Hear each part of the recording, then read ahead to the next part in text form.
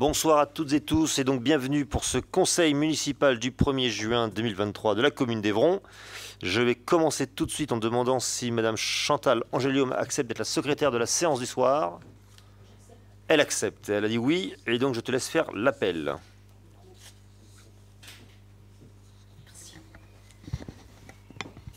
Joël Ballandreau. Oui. Adélaïde Dejardin. Présente.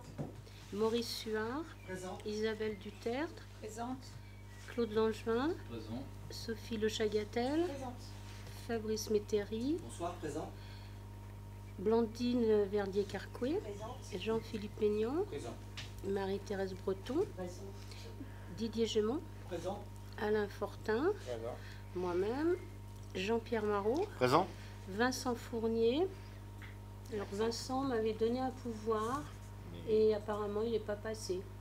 Il n'apparaît pas. Donc on ne l'a pas. Voilà. Catherine Choupeau. Présente. Marie-Claire Moisy. Présente. Patrick Bertin. Absent. Christophe Nouliez. Présent. Donc Pascal est excusé. Pouvoir à Monsieur Suard. Sylvie Massereau. Présente. Valérie Tabar. Présente. Thierry Landais. Il est absent. Je pense qu'il va attendre de pouvoir. Laurence Levrard. Présente. Rachel Végreville. Est absente. Nathalie Rousseau-Nicolas Guison. Présente. Céline Réauté-Chapeau, excusée. Pouvoir à Laurence Levrard. Et Frédéric Fanouillet, excusé. Pouvoir à Adélaïde Dejardin. Pierre Lecourt. Il est pas là. Gwenaëlle Chartier, excusé. Pouvoir à Fabrice Métairie. Sandrine Leroy. Jérémy Schradrin. Il nous semble que Monsieur Jean-Charles Guédon est présent. Tu as passé une ligne et pas les moindres. Hein, et, pour éviter tout incident diplomatique, je le dis, mais Il n'est pas assez grand. Excuse-moi, Jean-Charles. Excusez-moi tous. pas de problème. Jean-Charles Guédon. Je suis bien présent. Il manque de lumière, Jean-Charles. Alors, je te remercie, Chantal, pour cet appel presque complet. Et les conditions de quorum sont en tout cas atteintes. Je dois nous demander si nous approuvons le procès-verbal de la séance du conseil municipal du 27 avril dernier. Y a-t-il, par rapport à la dite séance, ou son procès-verbal plutôt, des remarques, des questions? Non. Je vous propose de l'adopter. Y a-t-il des abstentions ou des votes contre? Je vous en remercie. Il est donc adopté à l'unanimité. On doit parler du règlement intérieur du conseil municipal et d'une modification. Tu parlais des pouvoirs tout à l'heure et c'est bien le sujet. Alors, je reprends la pièce. Je mets toujours un peu de temps avant de les télécharger. Donc, il s'agit de préciser le mode de procuration, ce qui est valable et ce qui ne l'est plus. Donc, ça apparaît en jaune sur le nouveau règlement, page 8/14 sur des livres, article 13 sur les pouvoirs, disant que la procuration doit prendre la forme d'un pouvoir écrit, selon l'article L 21-21-20 du CGCT, comporter la désignation du mandataire et l'indication de là ou des séances pour lesquelles elle est donnée. Donc en fait, on peut donner une procuration pour plusieurs séances, c'est aussi ça que ça veut dire. C'est quelque chose qu'on ne fait jamais, ou quasiment. Mais on peut se le faire pour une période en 10 ans les séances. On ne doit pas dire c'est une procuration pour un mois, mais c'est pour les séances de telle ou telle date. Elle est adressée par courrier, elle peut être adressée par courrier électronique, auquel cas elle doit présenter les mêmes éléments et son auteur doit pouvoir être identifié avec certitude par le président de la séance. Ils peuvent être remis au maire au début de la séance. Le mandant doit être clairement identifiable par son adresse mail, par exemple, par sa signature électronique ou par sa signature manuscrite scannée dans une procuration liée en pièce jointe au courrier électronique. Donc cet envoi est toutefois considéré comme une procédure de transmission complémentaire par la doctrine ministérielle. L'original peut ainsi être exigé. Mais a priori, on se prémunit a priori si on a les choses qui sont envoyées par scan, signées, etc. On se prémunit de tout recours ou toute condition d'illégalité de vote. Juste pour rappel, le contrôle de légalité à Laval a beaucoup de temps à passer sur qui était présent, qui a voté, avec qui avait bien les pouvoirs, est-ce que les pouvoirs étaient bien en règle, etc. Enfin, c'est des choses qui sont vérifiées par les administrations centrales. La majorité de nos délibérations ne posent aucun souci, mais quand même, ça peut arriver. Donc, il faut se conformer à la loi Et effectivement, en post-Covid, et au moment du Covid, il y avait des règles qui avaient été largement assouplies, à la fois sur les délibérations et sur le nombre de pouvoirs d'ailleurs dont on pouvait disposer. Et donc voilà, on remet quelque chose d'équerre. Et donc, est-ce qu'il y a des questions, des remarques par rapport à cela? Non, auquel cas je vous propose de voter cette modification de l'article 13 concernant les procurations dans le cadre du règlement intérieur du Conseil municipal d'Évron. Y a-t-il des abstentions? Y a-t-il des votes contre? Non, je vous en remercie. Madame Desjardins, je vous passe la parole. Merci. Donc le point 3, c'est un effacement de dette créance éteinte. Donc vous le savez, là, quand c'est des créances éteintes, on va juste prendre acte. En fait, on n'a pas d'autre choix que d'effacer ces recettes de nos budgets. Donc la commission de surendettement des particuliers de la Mayenne a prononcé par ordonnance l'effacement partiel des dettes dues par 4 personnes. Le tribunal de grande instance de Laval a prononcé par ordonnance la liquidation judiciaire et l'effacement partiel des dettes dues par une personne. Le tribunal de commerce d'Alençon a prononcé par ordonnance la liquidation judiciaire et l'effacement partiel des dettes dues par une personne. Et donc, monsieur le trésorier nous a adressé une demande d'effacement de dette pour ces créances qui ne peuvent être recouvrées. Donc, vous avez le détail. Évidemment, on a anonymisé les usagers. C'est essentiellement de la cantine garderie et des droits de place de marché pour un total de 2 683,46 €. Voilà, donc je vous demande de prendre acte. Est-ce qu'il y a des remarques ou des questions? Sinon, je vous propose de le passer au vote. Qui vote contre? Ah, pardon. Moi, je voulais faire une remarque. Je ne comprends pas pourquoi il y a autant de montants d'arriérés de dettes comme ça tous les ans sur la cantine et la garderie. Alors là, c'est de la créance éteinte. Donc ça veut dire que c'est des gens qui étaient en surendettement et qui sont passés en commission. Et c'est suite à un jugement, leurs dettes sont effacées.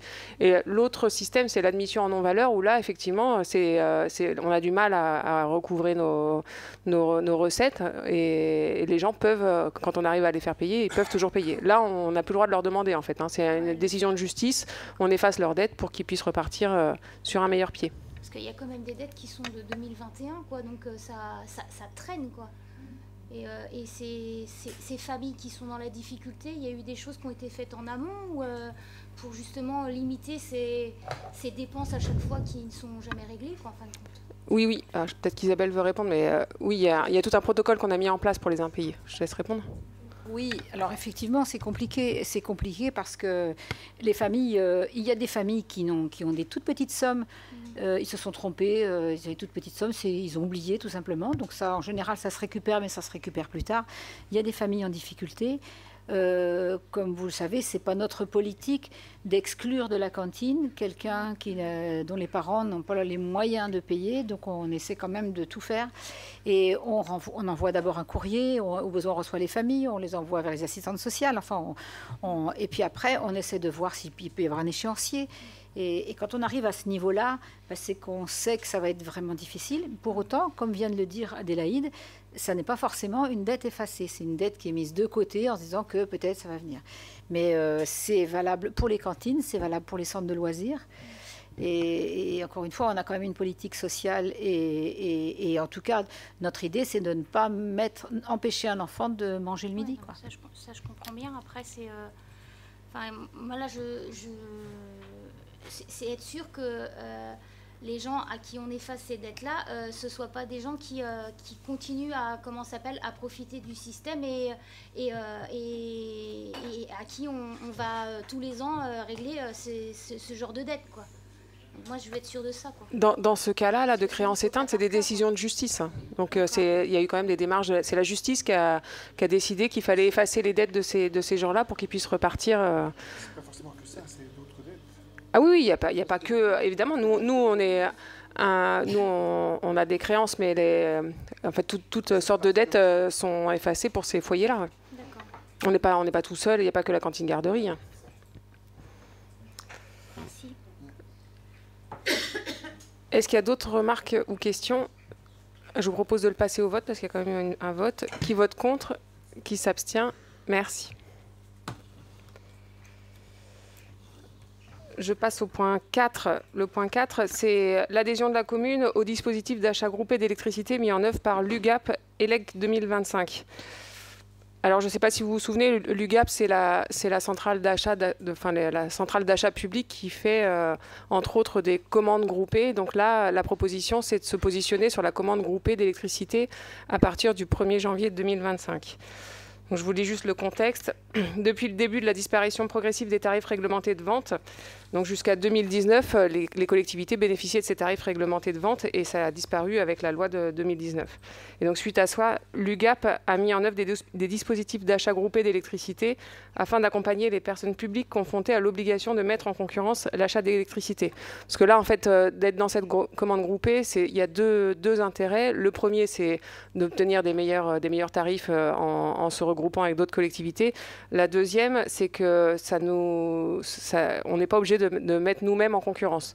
Parce que sinon, à partir de 2019, on avait l'obligation de mettre en concurrence, de faire des marchés pour pouvoir avoir un fournisseur d'électricité. Donc c'est lourd à porter.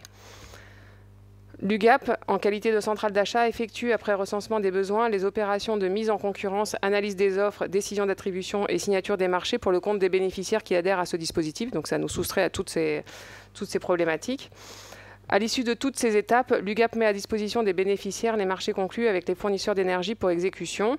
Donc la commune d'Évron adhère à ce dispositif d'achat groupé. On adhérait déjà depuis 2020. Alors on nous explique que pour 2021, c'était un premier dispositif qui s'appelait électricité bleue. Et après, on a eu à partir de 2022 un second dispositif électricité 3. Et ces marchés couraient jusqu'au 31 décembre 2024. Et donc là, on se positionne pour faire partie du nouveau marché qui s'appelle ELEC 2025 à partir du 1er janvier 2025 et pour une durée de 3 ans, donc 2025, 2026, 2027, donc jusqu'au 31 décembre 2027. On nous dit que face à la situation sur les marchés de l'énergie, l'UGAP a décidé de mettre en place très tôt sa campagne de recensement, parce que là, on parle de 2025 et on n'est qu'en 2023. De recensement des besoins pour assurer le renouvellement d'électricité 3 et propose dès à présent aux actuels bénéficiaires d'adhérer au prochain dispositif d'achat groupé dénommé ELEC 2025. Voilà, donc pour 2 raisons, des tarifs groupés et la mise en concurrence qui est prise en charge par l'UGAP et pas par nos services. Est-ce que ça appelle des remarques ou des questions, cette adhésion à l'UGAP pour l'électricité? Moi, je vous propose de le passer au vote. Qui vote contre? Qui s'abstient? Merci. Merci Adélaïde. Je donne la parole à Jean-Philippe Maignan pour 2 délibérations concernant l'utilisation des équipements sportifs communaux. Voilà, il y en a une 3e après pour un autre programme. Donc la première, c'est une convention d'utilisation des équipements sportifs communaux entre la commune d'Évron, le Conseil régional des Pays de la Loire et le lycée Raoul Vadepied. Donc c'est quelque chose qu'on revoit chaque année et il s'agit en fait de valider les prix des locations des terrains et des salles, puisque la commune d'Évron s'engage à mettre à disposition ses installations sportives au lycée Raoul Vadepied en contrepartie d'une redevance horaire d'utilisation. Donc à savoir, pour la grande salle, c'est un plateau d'évolution de dimension supérieure ou égale à 40/20. Le tarif de base est de 9,48 € de l'heure et le supplément chauffage est de 2,63 €. Pour une petite salle ou une salle spécialisée, c'est 5,73 € de l'heure. Pour les installations extérieures ou de plein air, c'est 11,01 €. Ceci concerne toutes les activités en extérieur. Et pour les installations spéciales, on n'en a qu'une, nous, sur Évron, c'est le mur d'escalade, c'est 25,33 € de l'heure. La région ayant contribué au coût de la réalisation de la salle multisport Hubert Gonifé, le pourcentage de réduction est appliqué au tarif horaire de location de cette installation pour une durée de 15 ans. Donc, de tête, c'est une réduction de 20%, puisque la région avait aidé à hauteur de 20% d'un point de vue sectoriel.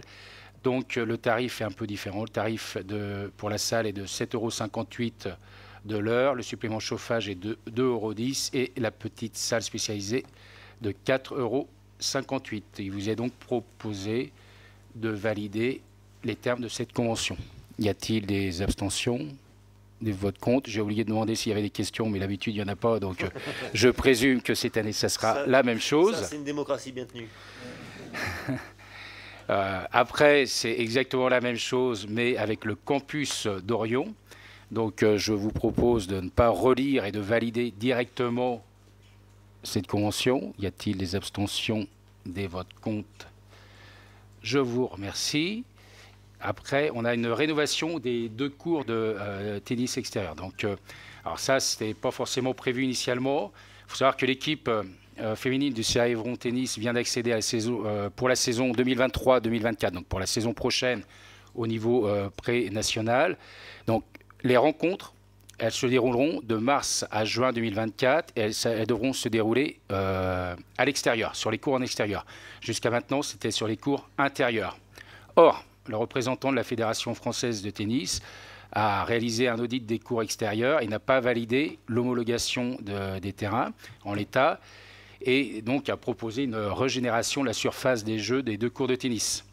Il faut savoir aussi que la dernière opération de rénovation de cet équipement datait de 2012 et les différents fournisseurs estiment la durée de vie d'une surface de jeu de ce type d'environ 8 ans. Alors c'est vrai que s'il n'y a pas de championnat, on peut jouer un petit peu plus. Pour du loisir, on peut jouer un peu plus. Dès qu'il y a des championnats, il y a des normes et on n'a pas le choix. Il faut obligatoirement faire les travaux.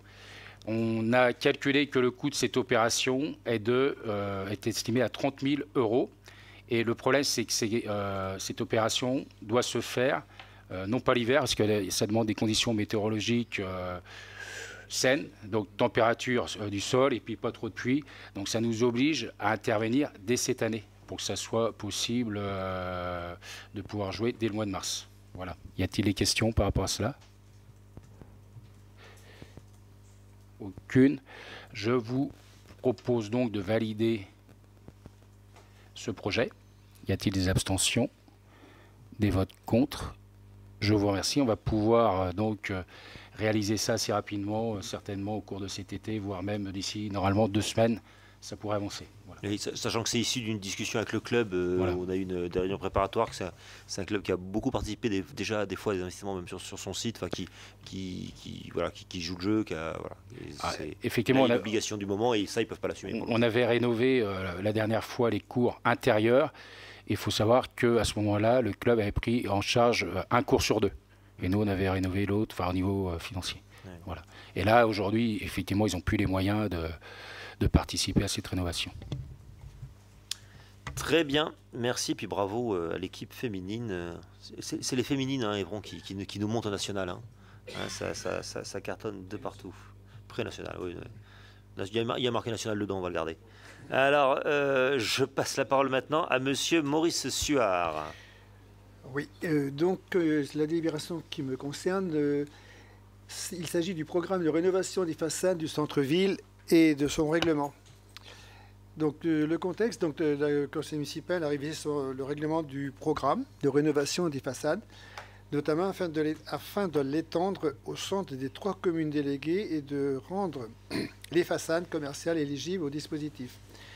La commission de développement territorial et cadre de vie souhaite proposer une nouvelle évolution du règlement du programme, notamment de son périmètre pour intégrer d'autres dynamiques à l'œuvre sur le centre-ville d'Évron, notamment la requalification urbaine du quartier de la gare et la dynamique du pôle commercial Avenue des Sports.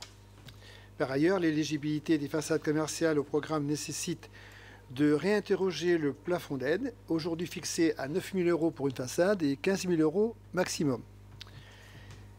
Donc, il vous est donc proposé la révision du règlement pour y inclure les évolutions suivantes.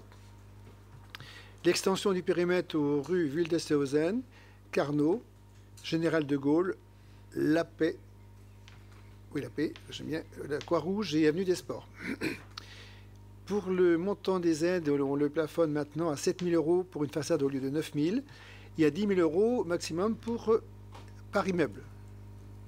Donc, si une façade ou 2, c'est maximum 10 000 €. Pour une façade, c'est 7 000 €, pardon. 10 000 €, c'est pour maximum, pour un immeuble. Donc, le règlement qui figure en annexe a été modifié en ce sens. Je vais revenir sur les périmètres de chaque commune. Je crois qu'on avait déjà vu. Alors, donc, l'article 1 périmètre, donc c'est ce qui est en jaune, ce qui a été ajouté par rapport à la lecture de la délibération. Les parties plans Évron, donc c'est tracé, donc ce qui est cohérent avec la délibération, toutes les rues en rouge. Pour Saint-Christophe-Vulvat, c'est pareil, c'est la même chose. Et la même chose pour Châtres-la-Forêt. Donc les prix, bon, ça ne change pas. Pour une unité commerciale, c'est 550 € du mètre carré. Ça, c'est nouveau, mais c'est déjà été appliqué. Voilà, donc il n'y a rien d'autre par rapport à ça. Y a-t-il des remarques par rapport à ce changement de programmation et de, comment dirais-je, du règlement? Moi, j'en ai une globalement, c'est de dire que ça a été plutôt pas mal saisi historiquement sur le centre-ville d'Évron, et que c'est un programme qui date de 3 mandats. Hein. C'était instauré, je pense, sur le mandat 2008-2014. On l'avait, sur notre mandat 2014-2020, on avait mis en place des aides, mais qu'on ne finançait pas, donc du coup qui ne faisaient pas partie de la modification de règlement qu'on avait pour les commerces, en se rendant éligible à des dispositifs Max, Fisac et Leader, qui faisait qu'il y avait des cofinancements qui arrivaient à monter grandement les participations. Ces dispositifs aujourd'hui régionaux et nationaux pour le leader européen n'existent plus. Donc l'idée c'était qu'on ne laisse pas tomber, parce que notre règlement ville, lui, n'incorporait pas les commerces historiquement, hein, en fait. Hein. C'était un autre dispositif qui permettait de les prendre en charge. Et donc on a modifié récemment, il y a quelques mois, pour pouvoir inclure les commerces, et on est bien content d'avoir vu que des gens aient pu en profiter ou puissent en profiter demain. Et je pense en particulier à la librairie du bas de la rue La Fontaine qui s'est installée récemment. Donc c'est entre ces moments-là que ça s'est mis en place. Et que voilà, demain il faut, puisqu'on le veut, que nos commerces locaux et de centre-ville vivent. Et pour centre-ville, on va entendre centre-bourg aussi pour Château-Saint-Christophe. Voilà, il y a un enjeu d'accompagnement de projet qui, indépendamment du montant que ça représente, qui sont là pour le coup des montants qui ne sont pas du tout anecdotiques, hein, qui sont des montants importants, permet aussi de montrer un certain soutien à des porteurs de projets qui, par ailleurs, comptent les sous sur leur trésorerie, sur leur stock, sur des choses comme ça. Et donc, des fois, voilà, sont bien heureux de voir que la collectivité, pour ce qu'elle peut faire, les accompagne, sachant que des fois, les porteurs de projets ont le choix de l'endroit où ils vont s'installer.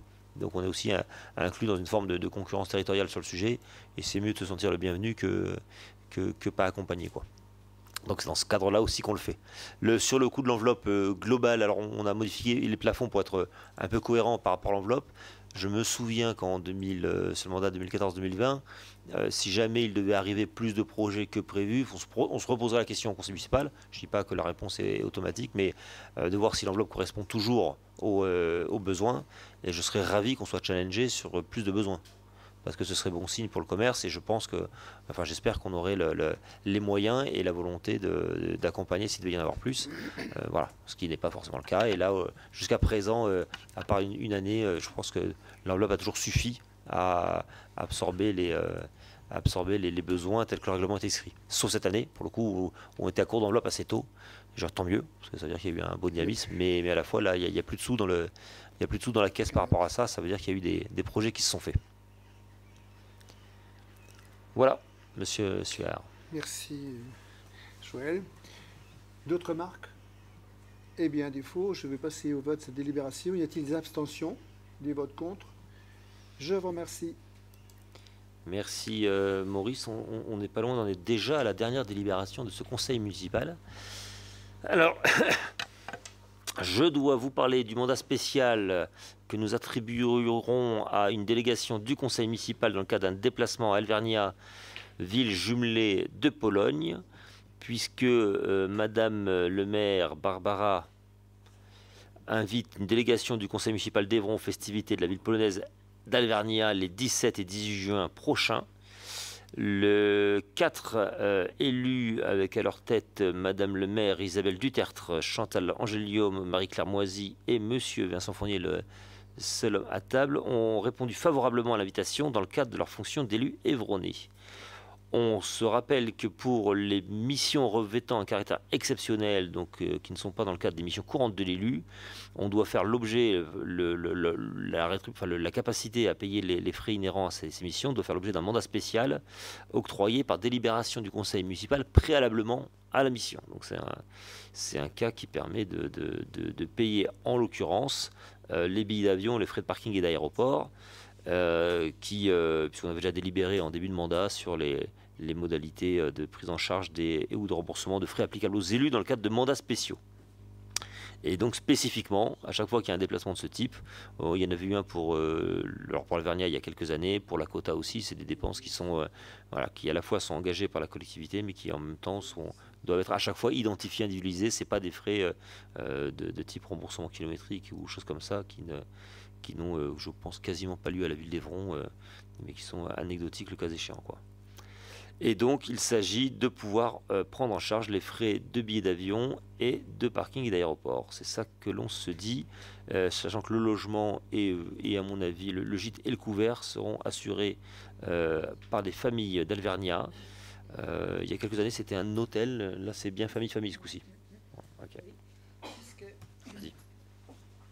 Puisque au mois de septembre, nous avons reçu les familles chez nous, donc on sera reçus dans des familles. Oui. Et c'est vrai qu'une fois, on est allé ensemble. On est allé ensemble. Oui, on est à l'hôtel.